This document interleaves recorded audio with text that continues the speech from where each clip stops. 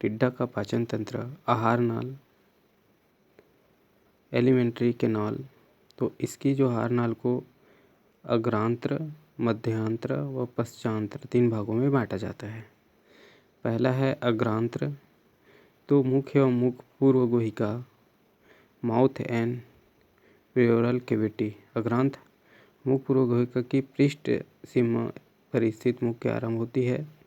इसकी मुख पूर्व गुहिका में एक सकरा अवकाश होता है जो आगे की ओर लेब्रम एवं क्लासियम द्वारा, पार्श्व में मैंडिबल या मैक्सिलरी द्वारा और पीछे की ओर लेबियम द्वारा घिरा रहता है। इसी के अंदर हाइपोफैरिंक्स लटकी रहती है जिस पर लार ग्रंथियों का छिद्र खुलता है। दूसरा है ग्रसनी। तो मुख पर अति छोटी ग्रसनी में खुलता है, यानी फैरिंक्स इसका। ईसोफेगस ग्रसनी में छोटी सक्रिय एवं पतली भित्ति की ग्रसिका में खुलती है। उसके बाद अनपुट या क्रॉप। तो ग्रसिका के आगे चलकर दीर्घित हो जाती है और अन्नपुट का निर्माण होती है जो वक्ष के मध्य भाग तक फैल जाता है। उसके बाद आता है पेस्टडी।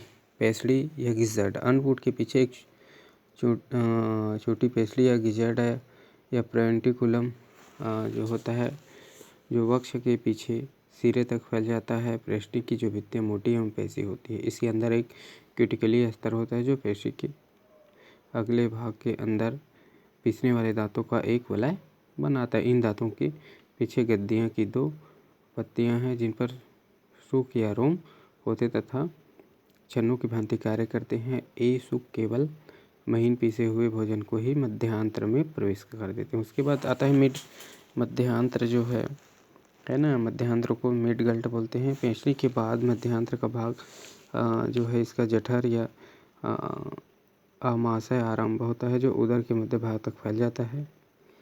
इसकी भित्तियाँ पतली होती है और इसमें अग्र एवं पश्च दोनों सिरों पर रोधनी होती है। पश्चांत्र जो होता है इसका हिनगल्ट या आंत्र, इस भाग के अंदर क्यूटिकल का स्तर होता है और आमाशय के साथ जुड़ने के स्थान पर धागे के समान लंबी पीले रंग की असंख्य मैलपीकी नलिकाएं इसमें खुलती है। अकुंडलित आंत्र का अग्र चौड़ा शुंडाकार भाग शुद्रांत्र, पतला एवं मध्य भाग बृहदांत्र तथा पीछे की ओर एक दीर्घित एवं पतली भित्ति वाला भाग जो है वो मलाशय कहलाता है। मलाशय गुदा द्वार उसके द्वारा बाहर खुलता है। फिर इसमें लार ग्रंथियाँ जो आती है स्लैवरी ग्लैंड्स। तो प्रौढ़ टिड्डे के अंदर एक जोड़ी शाखित लार ग्रंथियाँ अन्नपुट के नीचे गुहा में फैली रहती है। प्रत्येक लार ग्रंथियाँ अंगूर के गुच्छे के समान कैपालियों की बनी होती है। पाचन की कार्यकी। जो पाचन की कार्यकी है physiology of the digestive system. तो इसमें भोजन आता है फूड्स। तो टिड्डा शाकाहारी प्राणी है, पौधों की हरी पत्तियों व अन्य कोमल अंगों को भोजन के रूप में लेता है। दूसरा आता है भोजन का अंतःग्रहण आता है।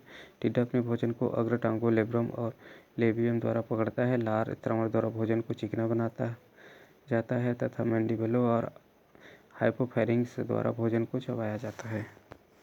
फिर आता है इसका भोजन का पाचन तीसरा में।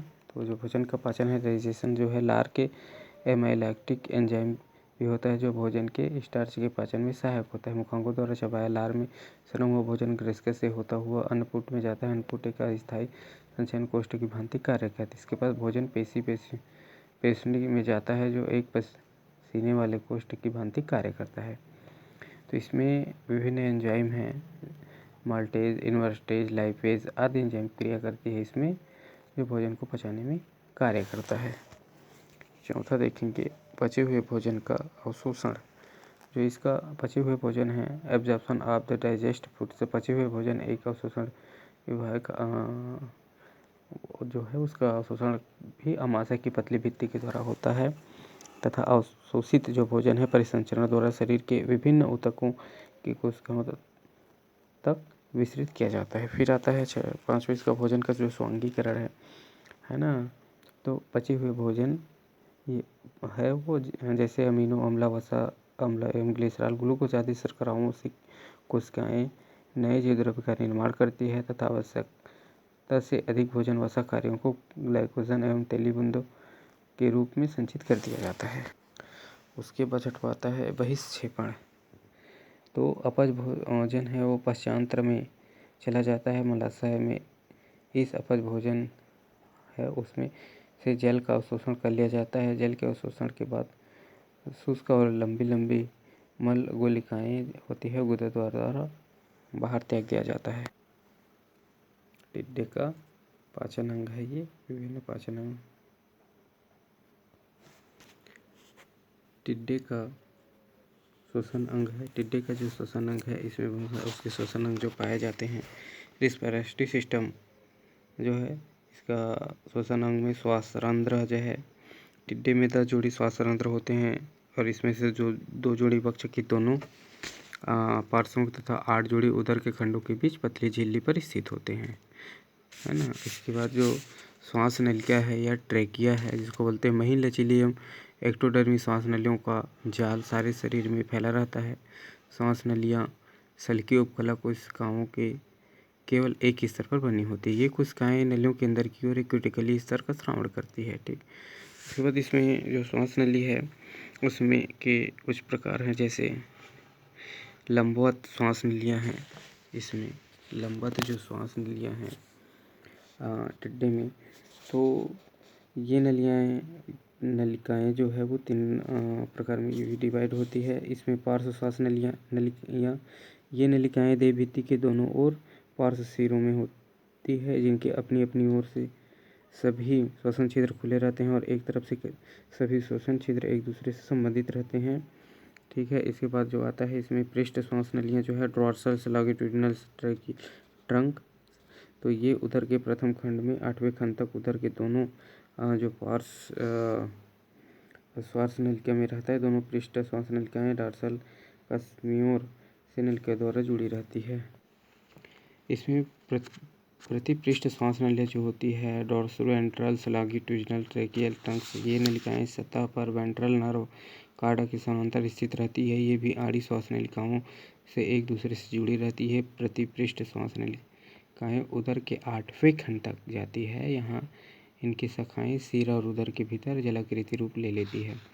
आड़ी श्वास नलिकाएँ जो है वो ये नलिकाएँ भी कुछ स्थान में हो जाती है, जैसे वायु कोशों को आधार नलिका को उदर के प्रथम खंड से 8वें खंड तक, और इसमें पंखों के टांगों को प्रतिपृष्ठी सतह पर उदर के पहले से 8वें खंड तक होती है। इसमें वायु कोश जो है एयर सैक श्वास नलिकाओं के उभरे हुए भाग को वायु कोश कहते हैं। ये शरीर के विभिन्न भागों में निश्चित संख्या में फैले रहते हैं।